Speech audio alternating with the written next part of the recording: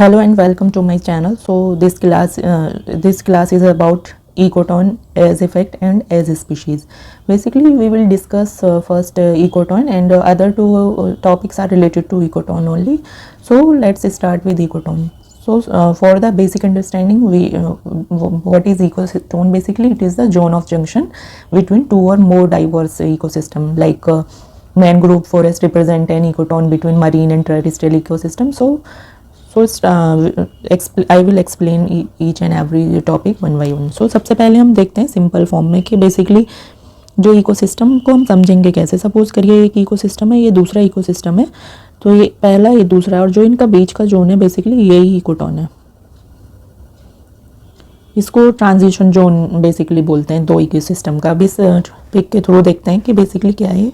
जैसे इस पिक में शो किया है land ecosystem and second one is aquatic ecosystem and what is the middle one, it is marshland and it is also known as transitional ecosystem and the term basically the term for this condition is ecotone. Means दो ecosystem के बीच का zone ही ecotone है simple form में बोलें तो. और ये एग्जाम्पल इसके जैसे बहुत सारे हो सकते हैं. ग्रासलैंड हो सकता है, एस्चुरीज हो सकती हैं, और रिवर बैंक इकोटोन है वो भी हो सकते हैं. तो उसकी अंडरस्टैंडिंग के लिए I will show you some pictures. तो सबसे पहले रिवर बैंक इकोटोन. अब रिवर बैंक इकोटोन कहाँ पे होते हैं? रिवर और लैंड के बीच में. अब यहाँ पे इस पिक्चर में देखें तो ये एक रिवर है और ये इसका बैंक है, और इसके इधर क्या है? लैंड है.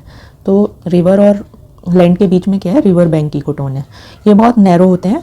अगर देखें अगेन, अब दूसरे पिक्चर में क्या है कि grassland ecosystem basically grassland forest ecotone. तो इसमें क्या होता है कि जस्ट ये दो एडजेसेंट इकोसिस्टम होते हैं, मींस बहुत ज़्यादा पास ही होते हैं. तो ये वाला जोन जो है इसको क्या कहेंगे? इकोटोन, बिकॉज उधर फॉरेस्ट है और इधर ग्रासलैंड है. तो ये मिडिल वाला जोन क्या है? इकोटोन है. यहाँ पे इकोटोन क्या था? जो रिवर बैंक है.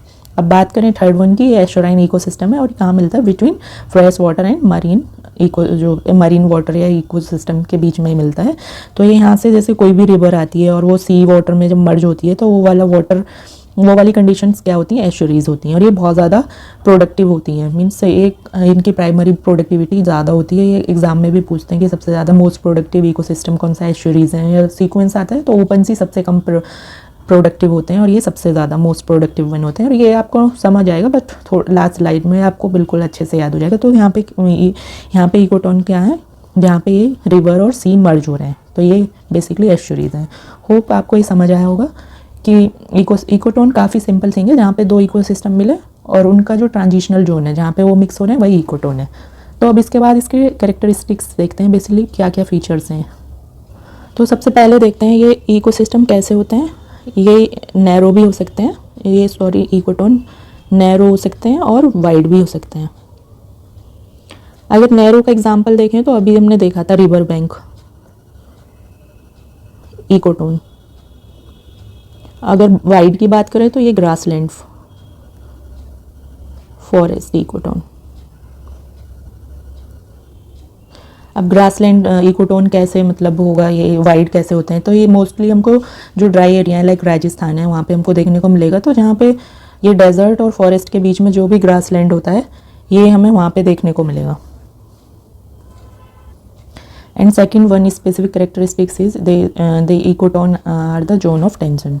So how they are zone of tension? So we will learn from this figure that both ecosystem try to dominate over this place. Means ये इकोसिस्टम इस पे डोमिनेट करने की कोशिश करता है और ये इस पे, मीन्स दोनों अपनी तरफ अट्रैक्ट करते हैं कि हमारे सिमिलर रहे, और ये सोचता है ये हमारे सिमिलर ही रहे. तो इस वजह से ये एक टेंशन क्रिएट हो जाती है यहाँ पे, बिकॉज ये दोनों कंडीशन रखते हैं. मीन्स ये इंटरमीडिएट कंडीशन रखते हैं दोनों की. कुछ इस इकोसिस्टम के फीचर होते हैं, कुछ इकोसिस्टम के फीचर होते हैं. And third one, they may be natural और मैन मेड. अब natural we already discuss like mangroves, estuaries, river bank ecotone, और ये और जो ग्रासलैंड फॉरेस्ट इकोटोन ये सब नेचुरल है। अब मैन मेड का मीन्स क्या है, तो आपने देखा होगा जो नॉर्थ ईस्ट में क्या है, कौन सी कल्टीवेशन फेमस है, शिफ्टिंग कल्टीवेशन। उसमें क्या है कि slash and burn method use करते हैं। ये क्या है कि फॉरेस्ट के बीच में क्या है, कोई एरिया को बर्न करते हैं कुछ प्लांट्स को, और वहाँ पे क्रॉप करते हैं, देन अगेन कहीं और कल्टीवेशन करते हैं। तो ये वाला जोन जो है ये इसको इकोटोन कहते हैं। ये एज ए इकोटोन की तरह वर्क करता है, बिकॉज ये फॉरेस्ट के बीच में क्रॉप है। इस तरह से दो, इधर भी फॉरेस्ट रहेगा और इधर ग्रासलैंड रहेगा और इधर फॉरेस्ट रहेगा। तो इस तरह से ये कौन सा मैन मेड इकोटोन में इसको लेके आएंगे। तो ये शिफ्टिंग कल्टीवेशन है बेसिकली।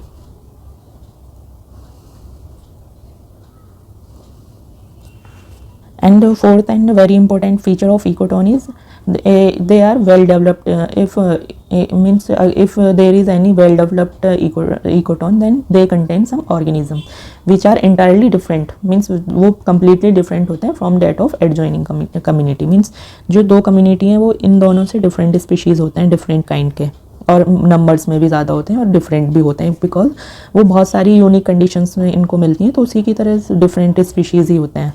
तो यहाँ पे क्या हमको देखने को मिलेंगे, एंटायरली डिफरेंट स्पीशीज़।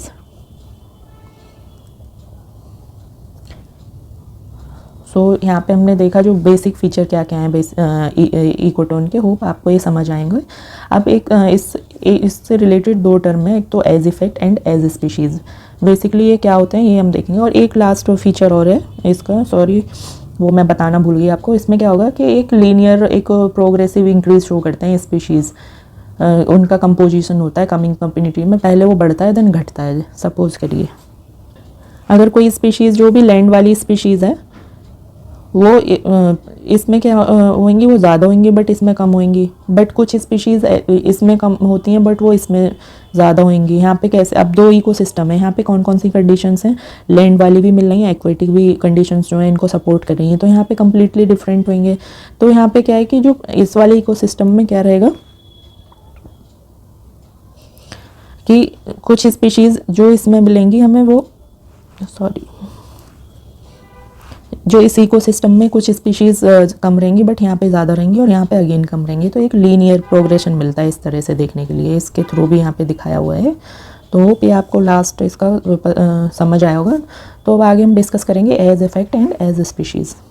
तो बेसिकली एज इफेक्ट क्या होता है कि sometimes the number of species and the population density of some species is much greater in this zone. Means कुछ कम्युनिटीज़ की ज़्यादा यहाँ पे स्पीशीज़ की जो भी नंबर्स हैं वो ज़्यादा होती हैं अदर कम्युनिटी से। तो इसी को क्या कहते हैं, एज इफेक्ट। मीन्स अगर सपोज करिए ये ट्रांजिशन जोन है, यहाँ पे नंबर ऑफ स्पीशीज़ ज़्यादा होते हैं। जैसे कुछ स्पीशीज़ यहाँ पे क्या है, एम्फीबियन ज़्यादा हो गए।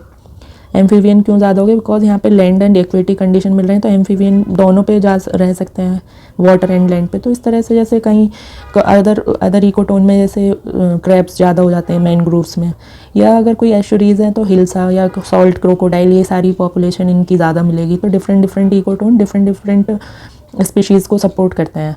तो यहाँ पे हमने देखा कि एज इफेक्ट क्या है कि बेसिकली इसमें क्या है कि कुछ स्पीशीज़ की ज़्यादा नंबर हो जाना, और जो स्पीशीज़ का नंबर ज़्यादा होता है या जो प्राइमरली मीन्स मोस्ट अबंडेंटली इस जोन में मिलते हैं, उनको ये मोस्ट अबंडेंट स्पीशीज़ जो भी रहेगी, तो इनको क्या कहते हैं, जो स्पीशीज़ एज इफेक्ट में ज़्यादा होती हैं उनको एज स्पीशीज़ बोलते हैं। तो होप ये आपको समझ आएगा।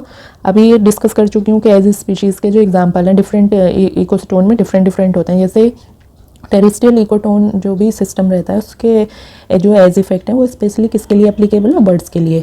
अब इसमें density of the words is greater in mix. Means कहाँ पे ज़्यादा होती है, जहाँ पे फॉरेस्ट एंड डेजर्ट ज़्यादा होते हैं। ये दोनों ही मीन्स ये पार्ट किसका है, टेरेस्ट्रियल का। अगर बात करते हैं, आई ऑलरेडी डिस्कस डेट कि if we discuss about mangroves then the population of crab more than other, कि जो क्रैब्स की पॉपुलेशन है वो ज़्यादा होगी अदर स्पीशीज़ से।